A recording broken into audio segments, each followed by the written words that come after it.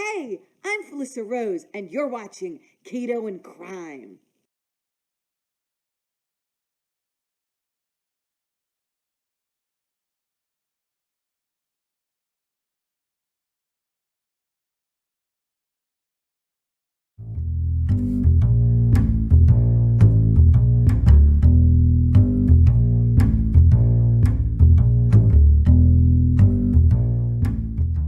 Welcome to Keto and Crime. Welcome to my 5,000 subscriber special. And today I have a very special guest. I'm a huge fan of hers. I know a lot of you are too. I've got Tricia from Websleuths, and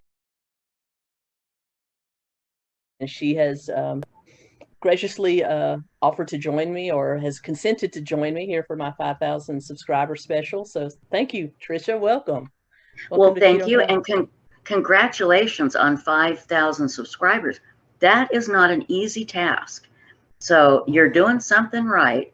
And now I predict that you're going to see more and more subscribers just keep multiplying. I'm not going to say it's going to get easier, but I think it'll go quicker. So congratulations. And you've done it by keeping your integrity. And I'm very impressed. Thank you. Thank you. I really appreciate that. But prior to turning on the camera, we were having a discussion about the milking of certain cases for views and how we both try to avoid that. We'll leave it at that. We're not going to get into name calling or anything like that. But a lot of it here recently in the true crime community. But I think the majority of true crimers are very ethical. You know, at least the ones that I watch are. You know, that they do a deep dive on a video, do a couple of follow-up of a case, couple of follow-ups, and that's it. Kind of like you and I do. Exactly. That's the reason a lot of my subscribers want to know why I don't break cases or break news, because I'm not a journalist. I prefer to cover cases that have already been resolved and do a deep dive on those than offer any sort of conjecture, because I don't know. I'm not a law enforcement. I'm not a journalist. And God forbid I get something wrong. So exactly. And you know what, let me tell you, deep dives are hard.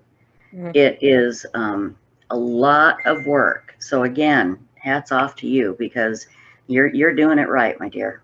Well, thank you. Thank you. Well, tell the people that may not know who you are about you, there's yourself, and your channel. And okay, well, real quickly, and I'll try and do the short Reader's Digest version, because I could go on for about 4 hours how all this came down. But I became interested in true crime over 2 cases. When I was a little kid, the Manson family happened, and that's the first thing I remember. And then when I was 15, I was approached by Ted Bundy, and I was able to get away from him. He was trying to convince me to go out into the park, to go with him in his car, because he claimed he was lost. And then a couple of weeks later, he kidnapped a girl from the exact same place. It was called Fashion Place Mall, a woman named Carol DeRanch, and she was able to escape. That's how they were able to arrest Ted Bundy. When I saw him, he was a very clean-cut. I thought he was in the military, because he's wearing brown khakis. Really charming, cute as can be. And real quick, my brother had dropped me off because I was going school shopping for the first time in my life, alone.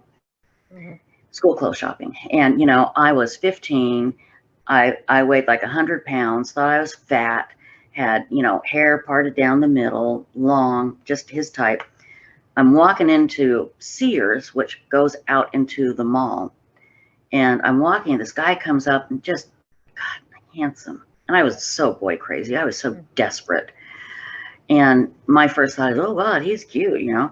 And he's like, hey, how you doing? I'm like, oh, fine, how are you? And he goes, I'm fine. He said, but I can't find 𝗙𝗪𝗎, which is the name of a department store that at that time was in another mall. Later, it did come to Fashion Place, but it was in another mall. And I went, oh, you got the wrong mall. Now we're walking. And we're walking shoulder to shoulder, and he's looking down at me, and I'm looking up at him as we're walking in. And he goes, oh, and he throws his head back and chuckles, and he goes, I'm sorry, I have no idea how to get there. Can you just come with me, drive with me, and show me how to get there? Something inside me just you know, it just made my blood run cold. It scared me to death. And I put my head down. I said, no, I can't. And I'm trying to walk out to get into the mall. And he starts, you know, looking down like this. And I have my head down. He's going, well, just come out to the parking lot with me. Just come out to the parking lot. I'm like, I can't. And, you know, back in those days, we hadn't heard of serial killers. All they told us was don't go with strangers. You know, there wasn't the awareness that there is today of, you know, watching out for yourself.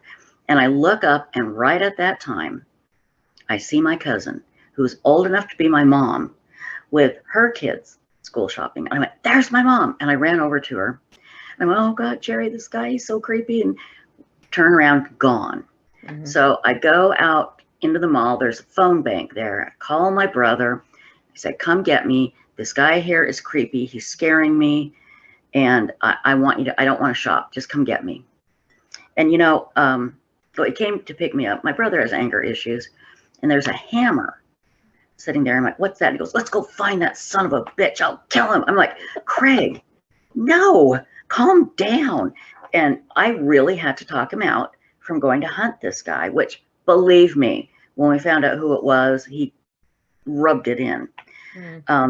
You know, and if he would have asked me first to go out into the parking lot and point him in the right direction rather than ride with him, I would have done that, because that didn't sound scary to me. Just go outside and go, oh, okay, you go here and turn, you know. Anyway, so I'm glad he asked me first for the big one, because that's what scared me. Well, a few weeks later, they arrest this guy, and women or young girls have been disappearing in Salt Lake City. And we knew there was somebody out there getting, you know, attacking them. Again, serial killer hadn't been invented yet, I don't think.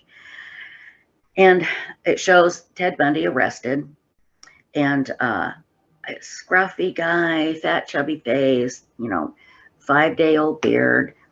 And he's arrested, tried, found guilty, sent to Colorado. And I'm going to say maybe a couple of years later, I go downstairs, and my dad and brother were there. One of them was reading the paper. And I look, and I see all these pictures of all these different men. And I look, and oh my God, Craig, that guy there was the guy in Fashion Place.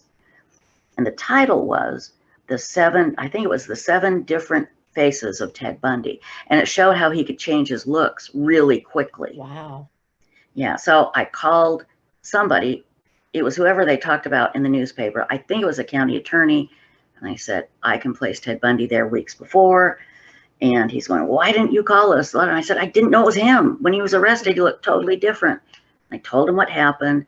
He goes, yep, that's our Ted. He said, you're a very lucky lady. And of course, my brother's like, if you just let me beat the shit out of him. I'm like, yeah, thanks. That's just what I need.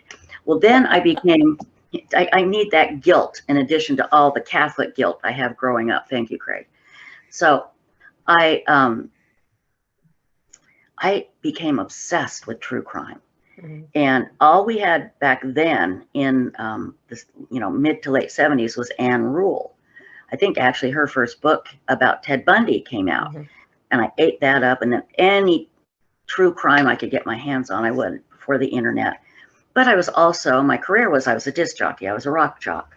It was a blast. It was everything you think it would be back in the 70s and 80s, drugs, sex, rock and roll. I didn't have the sex too much. Maybe the drugs here and there, definitely rock and roll. It was fun. It was a great job. And then Lifetime television for women came out. You know, I felt like the clouds parted and, you know, angels were singing hallelujah. I couldn't wait. Well, then the radio station that I worked for years and gave my life to, the owner changed overnight, went country, and fired everybody. And I was not expecting it. I had no skills. I mean, I looked at people that worked at convenience stores, and I went, damn, they're talented. I couldn't do anything, you know? I mean, I couldn't. So my husband at the time and I, had been married 17 years. We decided, okay, since I don't, you know, I lost my job. We never really were going to have kids, but I was 37 and he was older than me. And we're like, okay, if we get pregnant, great. If not, we're fine too. Mm-hmm. Well, I swear to God, you know, that sentence is hanging in the air like a cartoon. And before I can even evaporate, I get pregnant. I get pregnant, in mere moments. Mm-hmm. And I told my husband, I said, I'm pregnant. He said, no, you're not. I said, I am. So I took a pregnancy test, negative. I said, I don't care. I'm pregnant. He's like, no, you're not. I said, yes, I am. Take another pregnancy test, negative. I may have taken a third one. It was negative. Finally went and got a blood test. I was positive. And so I had my little boy in September of 1996. Best thing I ever did. He was oh God, I wish I'd had more babies. I can't believe I'm saying that. But I loved it. I had a blast. But I don't know if you have children or you've been around little teeny babies, but when they're first born, they are eating, crying, pooping, peeing machines. And that's all they do. They start to smile, they get cute, but you just get no sleep and you become a zombie. Well, that was the start of the internet. Mm-hmm. And I'm sorry, this is taking so long. You can edit all this. No, I'm enjoying this. And I know I know my subscribers are, so you keep going. Okay. Subscribers, I apologize. I just blah, blah, blah, blah, blah, blah. So one day after I got about 2 hours sleep, I'm, walking around like a zombie. And it was when you still got the newspaper delivered. And there's this little teeny article. And this was in December of 1996. And it said, 6-year-old beauty queen found dead in her basement. And I went, oh, they mean 16-year-old, because there's no such thing as a 6-year-old. Well, I got on the internet and found a discussion forum called Justice Watch. And that changed my life forever. I couldn't get enough. It was like, I'm breastfeeding, going, hold on, gotta change boobs. I gotta, I loved it. And I was so in awe of these people because they were so smart. And I'll never forget, John Ramsey in his book referred to people like me as beer can collecting housewives. And I'm like, that's really a great compliment, because let me tell you, housewife is a very difficult job. And if you're collecting beer cans, you're out there getting exercise and helping the environment, damn it, more than you did, John.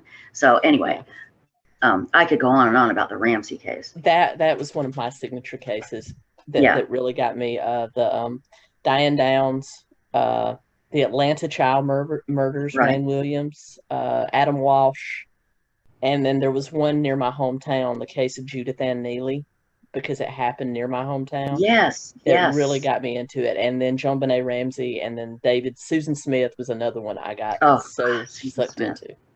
Yeah. Yeah. And those are, those are great cases to do deep dives on. You could go forever on JonBenet. And I could tell you stories about JonBenet that nobody has heard about because it, never made the media, and it was just all that happened on the internet. But anyway, so Justice Quest melted down because in the early days there was a lot of drama. And then a friend of mine created a forum called Forums for Justice. And then she asked me to take it over, and I did. We did a lot of great work.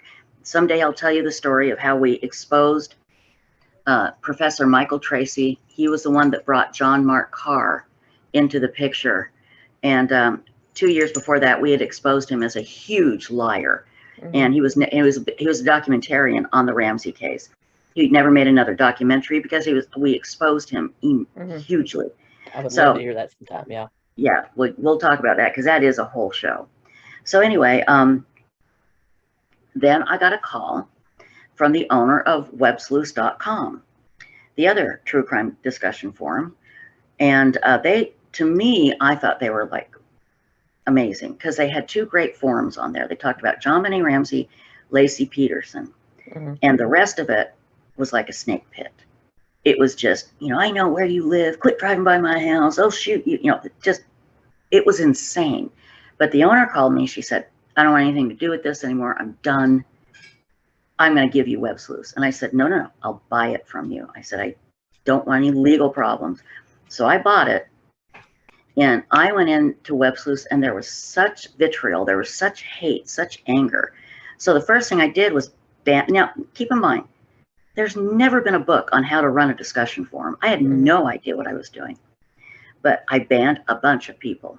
Oh my God, you would have thought I went in there and killed their dog and their puppies the way they acted. It's a free discussion forum. And I got death threats. It was insane. I even had one guy who was my, when I came on, he was an administrator and he really was kind and helpful to me. And at the same time, I started getting these anonymous emails saying, everybody hates you. Nobody wants you to have Websleuths. We're starting a petition demanding that you give up Websleuths because you suck. And it was just constant, just one after the other. Well, somebody showed me how to get an IP address and how to trace it. And it traced back to my administrator, the one that was helping me. Oh, the betrayals that have happened are epic, soap opera-esque, and unbelievable. So I confronted him and he said, well, we're just mad that you got Websleuths and we wanted it. I'm like, well, bye. Anyway, long story. So much drama going on. Well, about 2008, we decided to really tighten the rules because there were still, you know, threats. People would bring over rumors. They'd accuse innocent people, you know, and we had hundreds and hundreds of different discussions going on. And I thought, you know, we can't do this. We don't get anything done when we allow rumors and we allow people to name innocent people that have never been connected to the case. And so with the help of my mods, and I have to say, without the moderators at Websleuths, Websleuths would not be here. It's not me, it's the moderators that have done such a great job and the members. I just pay the bills. But anyway, so with the help of the moderators, we tightened the rules. No rumors. You know, you can't name innocent people. You can't attack other posters. You can tell them you disagree, but you can't say you're an idiot. And then I made a huge ban of people, a ton of people. And the complaints I got were massive. You are an idiot. Nobody's going to follow your rules. And I got so many complaints and so many people left, thousands of people left. I thought I blew it. Because I don't know what I'm doing. I'm just flying by the seat of my pants. But then a weird thing happened. We started to get more people coming out and posting, more people joining, because they said, finally, I can talk and not worry about being bullied. Then the Casey Anthony case happened. And with those two things, with the tightening of the rules, Casey Anthony, Websleuths exploded. And we've been going ever since. And we still adjust the rules. We still have people complaining. I still get death threats. You know, it's all in a day's work. So that's the, believe it or not, that is the very short story of how I got into Websleuths.com. Now that's the true crime discussion forum where you can go and discuss these cases. I have a friend that is really into YouTube and watching YouTubers and creators. And for several years, she has been literally hounding me. You need to do a YouTube channel. And I'm like, oh my God, I can't imagine. I die. I don't know what I'm doing here on this, you know, true crime discussion forum. How am I going to do a YouTube channel? She's like, you got to do it. You just got to do it. Well, Websleuths has never made, it's been real up and down as far as the money. In fact, until 2009, I paid for everything out of my pocket. And I had to start running advertising. And, you know, some months it pays for itself and a little more, and some months it does. Most months it doesn't. So I thought, I do need another revenue stream. And COVID had just come into play. And I thought, you know, I'm going to start a channel and we're going to talk about COVID. And I want people to come and feel safe to talk about it. You know, I'll apply kind of the same rules. And so we started that. Actually, my channel started out as an accident because I put a link up and I said, please subscribe to my new channel. You know, we'll be going live in, you know, sometime within a month. So I got, you know, several hundred subscribers before I'd even started. So one day I called two of my friends. I said, listen, we need to test my lighting and my makeup. And she says, okay. They say, okay. And I said, I'm going to go live and then you tell me how I look. Well, I was so dumb. I didn't know if I went live that people that had already subscribed could come over and look at what I was doing. I didn't understand that they got notifications. And I thought I had to, I don't know what I thought. I was an idiot. So I go on there and I'm like, okay, I'm going to put on my makeup. My 2 girlfriends are here. And all of a sudden, all these people started showing up in chat. And a YouTube channel broke out. I mean, it was like a party. And so I've just been going live ever since. And there are many times, as we were talking about earlier, where I'm not sure what we're going to talk about, you know, but now I've got it down to where it's really workable. I do Monday through Thursday. I take Fridays off. And then every other Saturday, I do something called True Crime Tales with Tricia, where I do a deep dive into a case. I don't know if you ever watch Mr. Ballin or, yeah, and Bailey Sarin, and, you know, I don't do the makeup, but she's the best. And I tell a story about something that I think most people haven't heard of. I've only done it twice, but so far it's been really good. So that's it. And the other thing too is I love to encourage other YouTube channels. I want to become friends with them, but I'm very picky. I'm not going to become friends with drama channels. And there are those drama channels out there. And let me tell you, there's one particular channel that's all drama. I know what they're saying is not true. And whenever they go on, 2,000 people in chat, tons of money flowing in. I couldn't do that.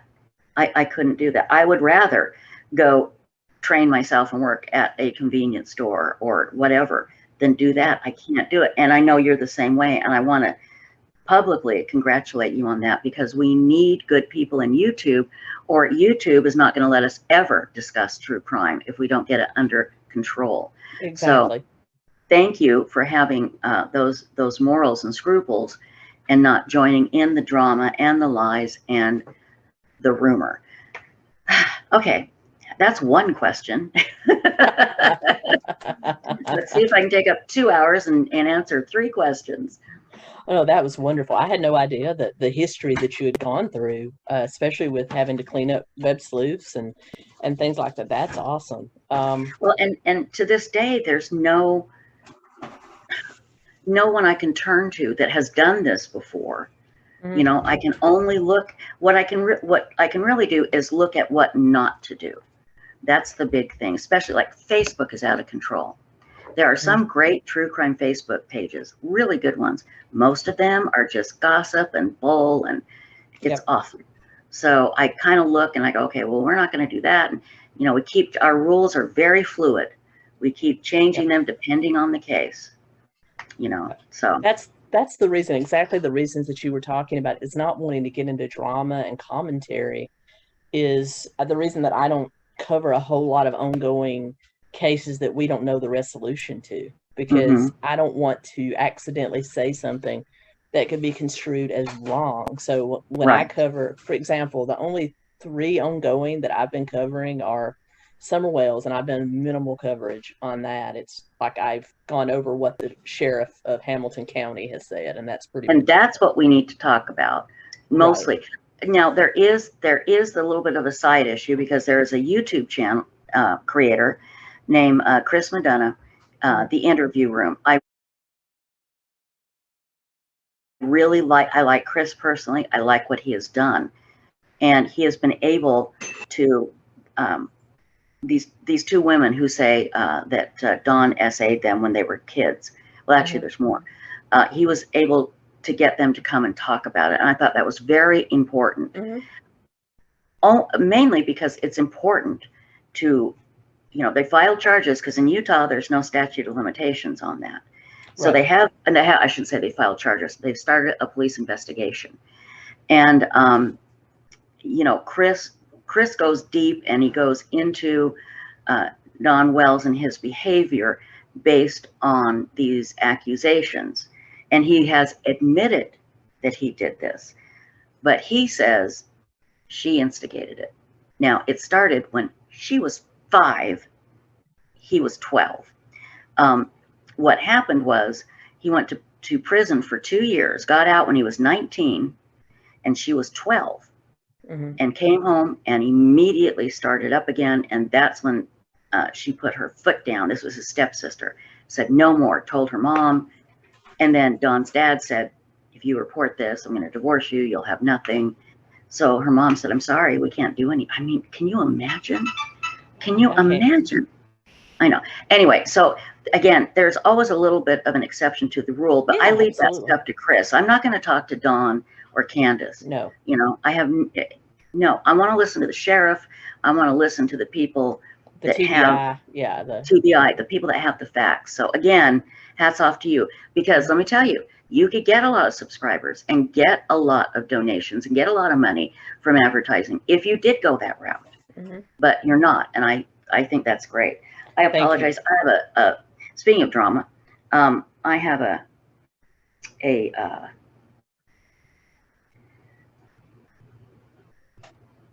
I'm sorry. I have a friend who's ill, and she said she'll call me if she needs to go to the hospital. So I just want, or text me if she needs to go to the hospital. Are you okay? Do you need? Oh, I'm fine. No, yeah. I just checked to see if it was a text from her. No, my girlfriend sent me a dirty meme, so that was all it was. So my wife sends me those a lot. Oh, cool. You know, it's always dirty memes bring families together. What can I? Absolutely. How long have you been married? We've been together 6 years. No, wait a minute. 2000. Oh my God, we've been together 6 years, married 5. It's just flying by. Congratulations. Now, may I ask you a personal question? Absolutely. Coming from Utah, and I'm very close to the gay community. I have many friends that are Mom gay. is like one of my good friends, so I know that you've done some collabs with her. Right. In Tennessee, as a lesbian, I would imagine that has been maybe even traumatic at times. Honestly, I can say this, and I grew up in Alabama. Came out when I was in my 20s, and now live in Tennessee. Really, to my knowledge, I've not faced any discrimination that I'm aware of. That's great. Now that could be because it could be because I'm white and look like a middle school principal whenever I go out. Well, you look very sweet, very approachable, very nice, you know. Yeah. So well, that's good to hear. I always worry when you know, somebody from Utah, Texas, where I live now. I mean, I'm like, you know, I always say I'm one of those left-wing people you want to smack because I'm such a bleeding heart, idiotic liberal. And you know, I grew up in Utah and I moved to Texas. I mean, you know, do I want to keep punishing myself? So I'm always concerned about people when they come out in a very conservative state. But that's good to hear. That's progress, I think. You know, because it shouldn't be any big deal. It shouldn't be even it shouldn't. Exactly. Now it could be because, you know, I live in the Nashville area, so I live 30 miles. Oh, that's more liberal, Nashville. I'm sure. Very small. I live in an unincorporated county outside Nashville now. So, but the people here are just nice. Like, for example, in my little area here, I mean, there's people of all races and religions and everything. We have neighbors that are not white that run around with rebel flags on their trucks. That's so it's unusual. That's a lot of people, when I tell them that, they're like, I'm like, yeah, people talk a lot of stuff about the South, but when you get here, you realize it's not as bad as it's made out to be. So, now somebody else's experience may be very different. I'm only talking from mine. And again, hopefully that's a sign of progress where it doesn't mean anything. It's the same. They get married and they're married. That's it. Doesn't matter. So let's keep our fingers crossed that's absolutely. You and I probably have a lot in common. I'm a libertarian, but when I'm a little more conservative, probably on many things than most left people to the left. But when it comes to social issues, I'm so far left. I mean, I believe. Oh, good. I love that. Plural marriage, prostitution, as long as it's between consenting adults, Absolutely. legalize it. I don't know why prostitution isn't legalized. First of all, the states could make a lot of money, and they could control it and control diseases. And I mean, but Nevada anyway, that's keeps just my thought. Stuff in check pretty well. I'm sorry, what? Nevada, the areas of Nevada. Right. They know what they're doing. So exactly. Okay, I just opened up a huge can of worms. I'm sure I'm going to hear about later, but that's okay. I can cut it out of this if you. No. How I believe. So.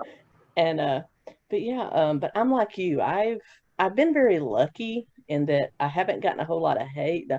The cases that I've gotten the most hate on are the I do some cult videos, and I did a story on the deep dive on the Christian. They're the 𝗟𝗍𝗃 people. Uh, Don't know they've that. started here in Tennessee. They recruit people Mhm. by, you know, through use of delis. Ironically, they get you in for lunch, and then you end up in this cult. No Very kidding. strange. Very I strange.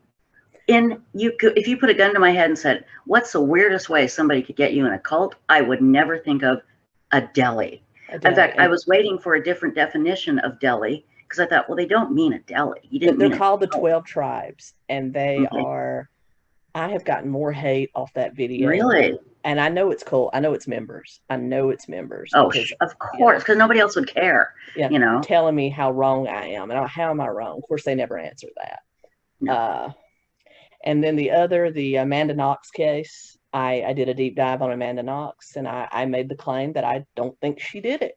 Mhm. I think it was a terrible, because she was found not guilty. And she Yeah. went through so many different appeals, them changing their minds. I said, this girl has been exonerated. Mhm. She didn't do it. I don't know who I did agree it. with you. I You know? agree. I used to go back and forth, but not anymore. Not after I've done.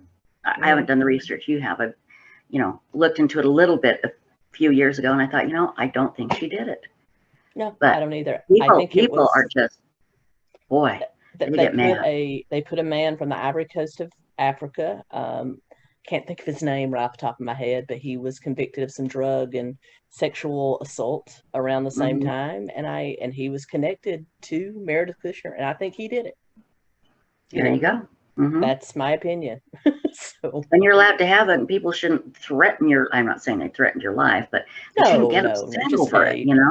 Just general Yeah. telling me I'm an idiot. Nah. One guy If I told don't, me. oh, go ahead. Oh no! One guy told me that I obviously have a shorter chromosome. I don't know why he thought that would be an insult. And you know what? I just replied to him and said, I gave it to your mom. I don't think he got that.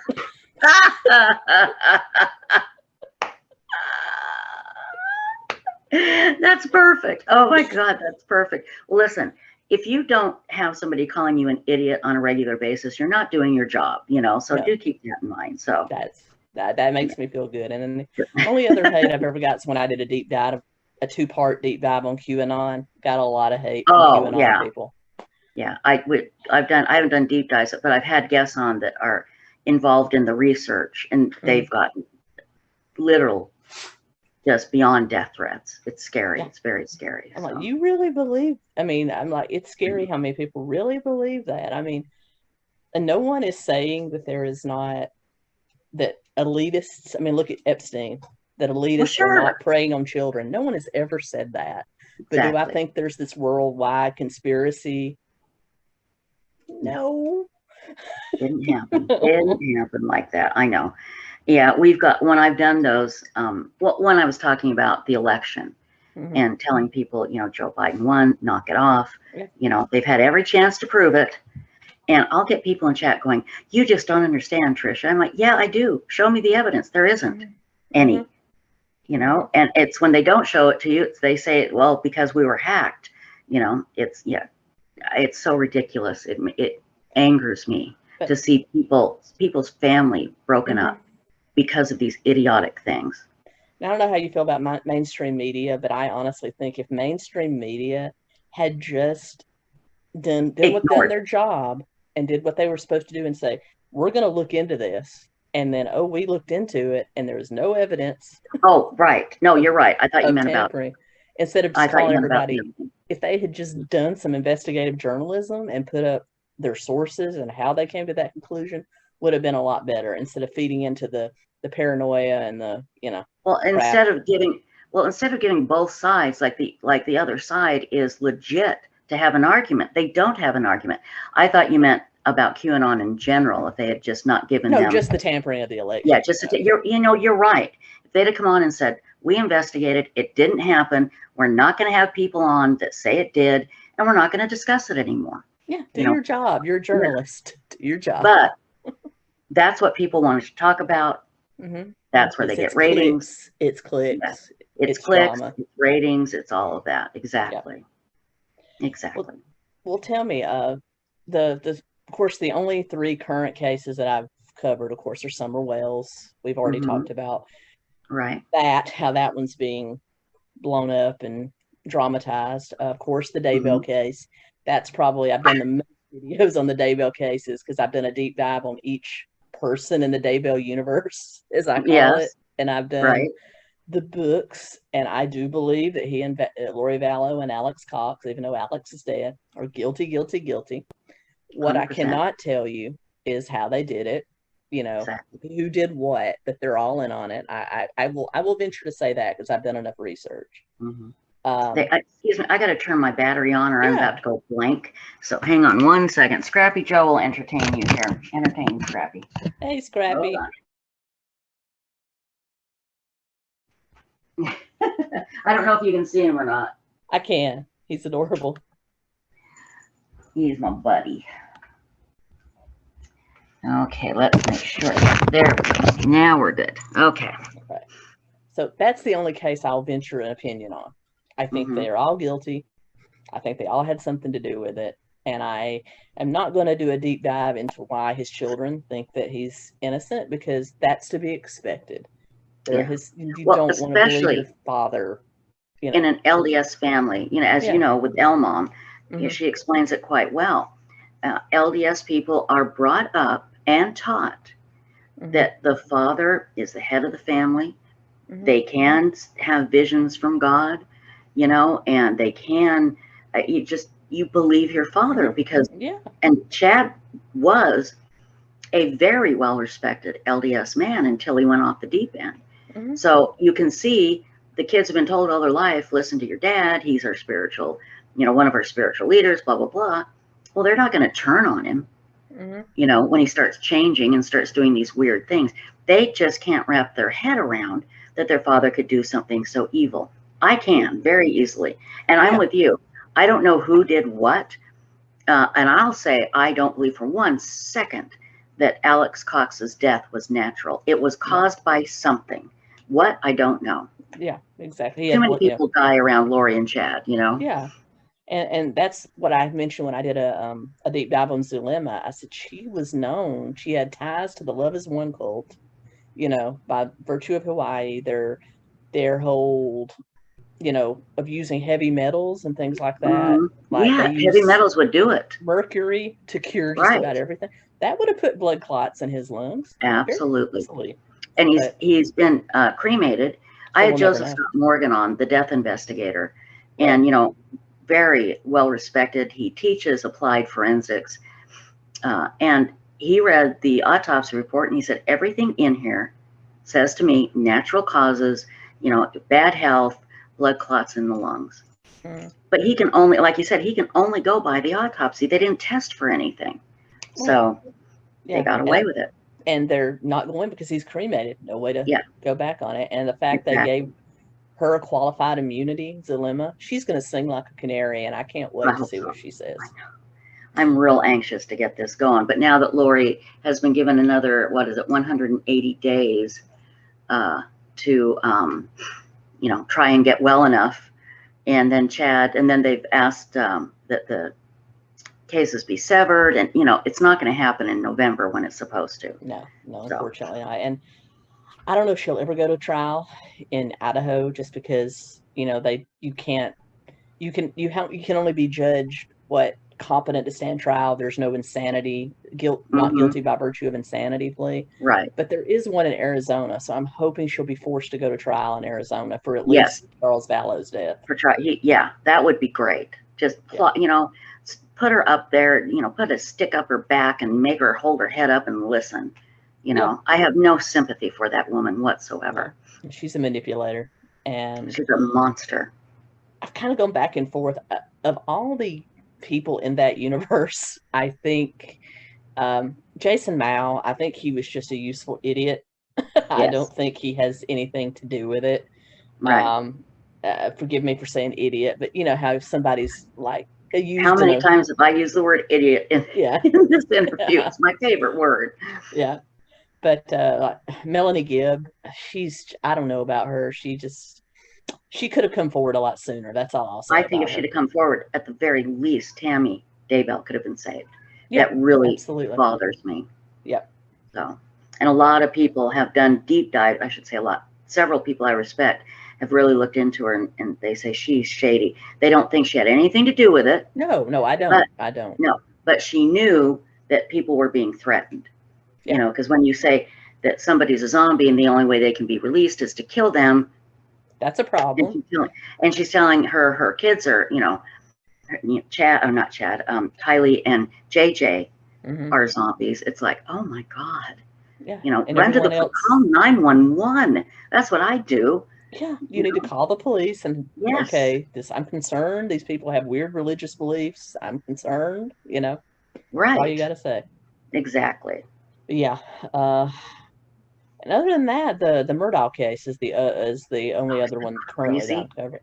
That one, that's going to be like the 𝗍𝗏 case. It's going to blow up, and it's just going to be. It's going to be nuts. I have no theories on that because who knows? I know. Well, it doesn't. I will say this: it doesn't look good for 𝗓𝗏 because first of all, you have to look at who benefits from his wife, who we now know had a forensic accounting done of their family finances. I just heard that. Yeah. And then his son, who was causing so many problems for him because of the boat accident. So then, you know, he has a grazed head wound. Well, the only way that would happen is the person who killed the wife and the son wanted to kill Alex. That's what Alex, I think, wants us to think is, oh, look, they shot at me too. That's who the killer is. I'm sure the police are laughing and going, that dog don't hunt, as my dad would say. Yes, that's a good saying for this case. Absolutely. And of course, the boating accident, I think that was a tragic accident. I don't think there was anything.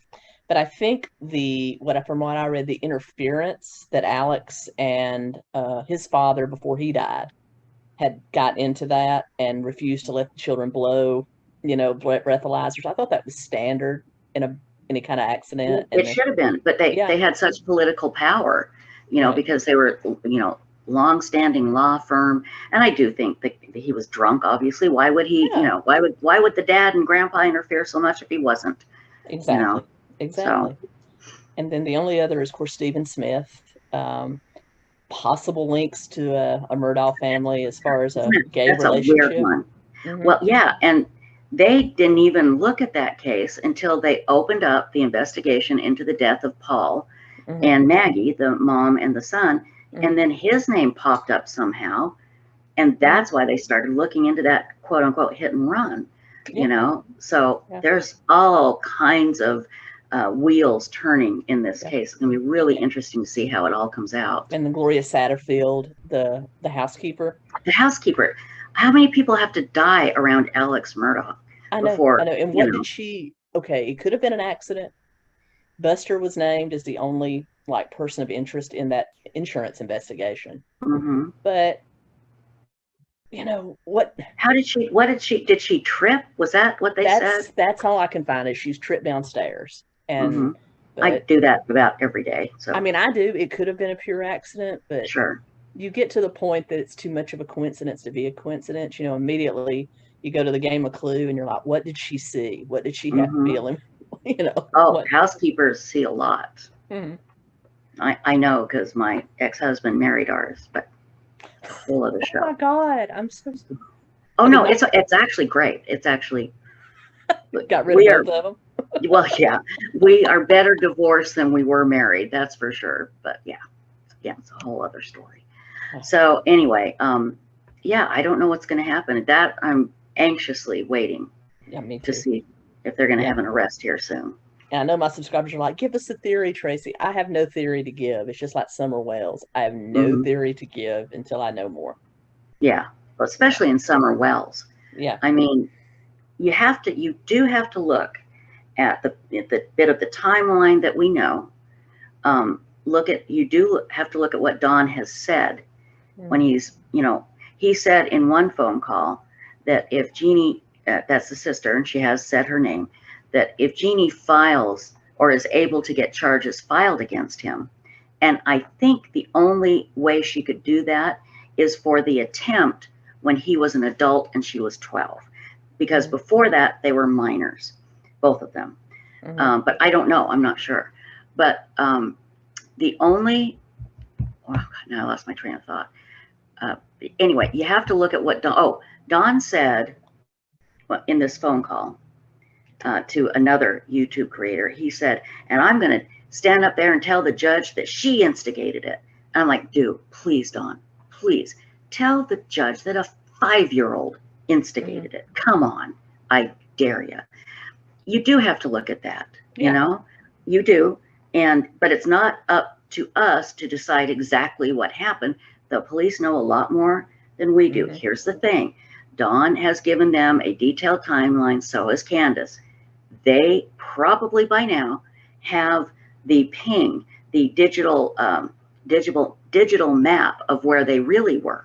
And if it matches what they said, then that's good. But if it doesn't, going to be big trouble. Big trouble. Exactly. And if they arrest either of them, then that's when I'll say maybe they did it. But until then, I'm going to say, yeah, they're probably bad parents. We know that because the three boys were taken away. We can say that, but that doesn't make them killers. Well, exactly. You can be batshit crazy and not be a killer. And the thing is, there is nothing that shows what happened to her. It was like she evaporated. Yeah. And that's what drives me crazy. There's nothing I can point to say, well, okay, I think this because of.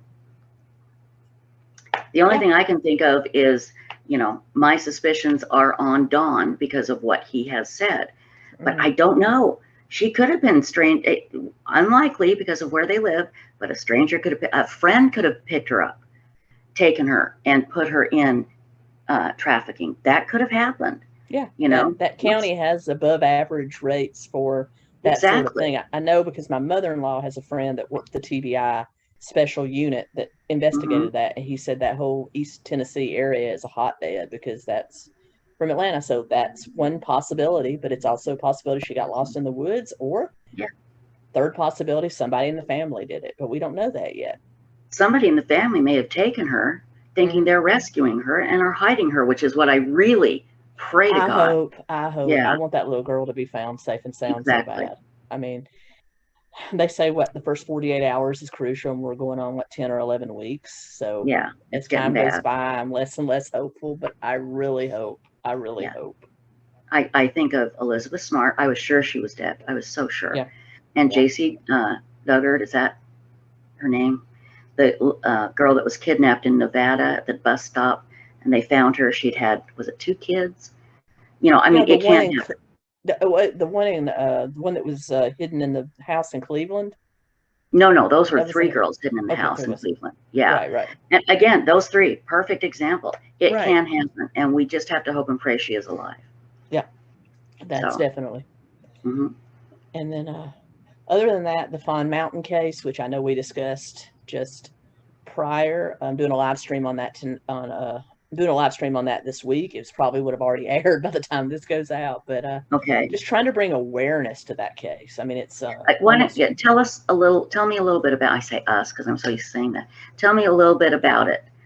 Okay, Fawn Mountain disappeared in 2012. She disappeared around the Altoona, Pennsylvania area in coal country near Claysville, and she was living with a lesbian partner who had a history of domestic abuse and anger issues, and disappeared. According to the family, the lesbian partner had kept her kind of secluded from her family, wasn't a whole lot of contact allowed, and they just lost track of her. Her stepfather was dying in the hospital, and the family made an effort to get in contact with her so she could come say goodbye to her stepfather who had raised her. And come to find out, that's when her partner at the time said, well, she left, 2 years ago and hasn't been back. And she had had 3 other bad relationships, 3 pregnancies as a result. 2 of the children were removed from her care, and the other one she miscarried. And she kept the ashes of the miscarried little girl with her all the time. Well, those ashes were left at the trailer. Everybody knew she would not know. Right. She would not have. So this lesbian partner started telling that, okay, she was in the sex trade. She's in prison in Nevada. She's in prison in Ohio. None of these things checked out. Then more information came out that they had done a complete renovation down to the studs of the trailer where they left within a week of her disappearance.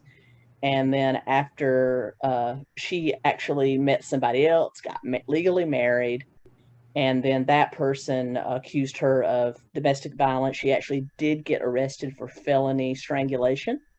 That relationship ended, and then the trailer got she got evicted from the trailer for failure to pay rent. And then she took it down to she took everything out of there. She took all the wiring out of it. I mean, she gutted the trailer before she left. So really high class person. Yeah, lovely lady, yes. And then the fire, and then the trailer was set on fire not long after that. Come to find out, that may have been the owner of the trailer, that because it was in such bad shape, you know, might as well burn it and fix it up. Yeah, so that could have possibly been that. But just and then according to the family, the local police in the area have not done anything toward the case. The state police finally got involved, and then now the family is paying out of their own pocket to put up billboards and keep the case alive for any information. They just want to know what happened. They just want to know what happened to their daughter and their cousin, and you know. Right. Oh dear. That is so sad. And unfortunately, it's not an unusual scenario where the police just give up and the family's left going, my God, this is our loved one, you know, and good for the family for keeping the pressure on. That's wonderful. Yeah. And so I'm just doing the live stream to bring attention to their GoFundMe to help them keep the billboards up, and just hopefully, and Kendall Ray, who's a really huge YouTuber, she did a deep dive on it. One of the best I've seen. Good. So Kendall Ray's great. Yeah, and she just called on all YouTubers, true crime YouTubers, if they could, to do something about the case. So that's what I'm doing. All right, very, very good. I'm looking forward, and congratulations on doing your first live. That'll be fun. I hope you like it enough, and you'll keep doing it, because they really are fun. Yeah, because you interact with people. Yeah, it really. Now, do you use Zoom when you do it, or just YouTube to record? What do you use? No, I have StreamYard. I'll be doing this is my first time using StreamYard. Prior, the one time I did a test one, I did just the YouTube software, but StreamYard seems really user friendly, so that's what it is. And I am the worst when it comes to technical stuff, and even I have it down. So it's great. Yeah, and I love the banners and everything you can put on. Yeah, and make it more professional. It's fun, definitely fun. Well, I appreciate you coming on. I can't tell you how much I'm a big fan and how much I enjoy. Thank you. Many times. Oh, go ahead. I'm sorry. Oh no, I'm sorry. I get so excited. No, you're more interesting than me. Tell me what you're going to say. No. Many times if I can catch one of your streams live, I'm in there and I try to stay active in the chat. But if I don't, I always listen to them the day after. They're really easy to put on while I'm working. Good. Keto and Crime. Keto and Crime. Okay, I'll make sure. Be sure and come on and say hi, Trish. Put at Websleuths, and then it shows up bigger to me. So, and I'm so flattered and honored that you have me on your show, and I think what you're doing is fantastic. And I will promote you. What the heck? Park City Mountain. No, I'm not going to answer that. Okay, I will. My apologies. I have to leave the phone on, but it's a scam. I'm a self-employed. I do admin stuff for several clients, and I had a client texting me while we were on something about their bookkeeping. So I'm just when you say admin stuff, do you mean like technical stuff, or? I do bookkeeping, HR, recruiting, some project management, just anything that like a executive assistant or anything like that would do. Okay. Great. Well, again, thank you so much. I was honored. I will do what I can to promote your show. I think it's great. Wonderful that you've hit 5,000. I predict that you are just going to keep going sky high, my dear. Thank you. And thank you so much for coming on. I really appreciate it. And I'll put all your channel information down below. For those of you that don't know, please go check out Websleuths. Check out the Websleuths website.